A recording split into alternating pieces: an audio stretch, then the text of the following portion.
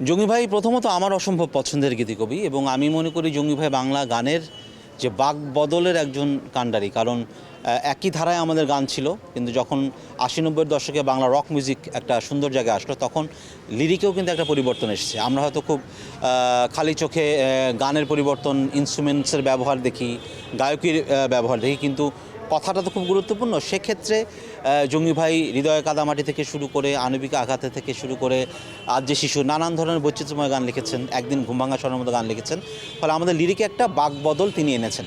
সেই জায়গা থেকে জঙ্গি ভাই আমাদের কিংবদন্তি।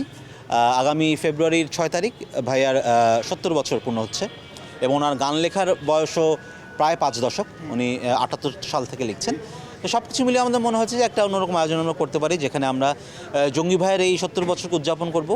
তাকে নিয়ে প্রায় ৩৩ জনের লেখা নিয়ে আমরা একটা বই প্রকাশ করতে যাচ্ছি আজব প্রকাশ থেকে, যেটার নাম আপনালয় শহীদ মোহাম্মদ জঙ্গি, গানে গানে ৭০। এখানে জঙ্গি ভাইয়ের জীবন কাজ সব কিছু নিয়ে আলাপ উঠে এসেছে। আর এখানে অনেকে বলেছে, এখানে লিখেছেন, এখানে ফয়দ নাসির বাবু লিখেছেন, কুমার বিশ্বজিৎ, নকিব খান, পিলু খান, পার্থ বড়ুয়া, সামিনা চৌধুরী, গোলাম মোর্শেদ, লিটন অধিকারী, রিন্টু, অনেকে, বাপ্পি খান, আবার আমাদের প্রজন্মে অনেকে লিখেছে, সাংবাদিকরা লিখেছেন। তো সব কিছু মিলিয়ে একটা কি বলবো, সংগ্রহে রাখার মতো বই হবে, যেটা কিনা আসলে কালের পর কাল ধরে শহীদ মোহাম্মদ জঙ্গির কাজকে ধরে রাখবে। আর গানের ক্ষেত্রে আজকে আমরা যেহেতু জঙ্গি ভাইয়ের গান অনেকেই গিয়েছেন, আজকে রেনেসা, সোলস, বাপ্পা ভাই, সামিনা আপা, পান্থ কানাইদা, আমি, কিশোর, আমরা সবাই যারা জঙ্গি ভাইয়ের লিরিকে কাজ করেছি, তারা জঙ্গি ভাইয়ের লেখা গানগুলো আজকে গাইব। আমরা তো আসলে আমাদের দেশে গুণী মানুষের কদর সেভাবে দিতে জানি না। আমাদের সরকারিভাবেও পৃষ্ঠপোষকতা কম, বেসরকারিভাবেও আসলে দায়িত্বের জায়গা চাইতেও বেশিরভাগ ক্ষেত্রে কমার্শিয়াল বিষয়ে দেখা হয়, কোথায় ব্যবসা আছে, কোথায় টাকা আছে, কিন্তু আসলে সবার তো একটা দায়িত্বের জায়গা আছে।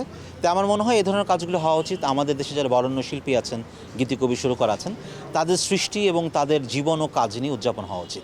বইগুলোর চাহিদা বেশ ভালো, পাঠকরা পছন্দ করছেন এবং পাঠকরা অপেক্ষা করেন আজব প্রকাশ কখন নতুন গান বিষয়ক বই বা গানের মানুষকে নিয়ে বই করবে। যেমন আমি ইতিমধ্যেই আমি নিজে কাজ করেছি বিশ্বদার বায়োগ্রাফি নিয়ে, আয়ুব বাচ্চু, সঞ্জীব চৌধুরী, এদেরকে নিয়ে।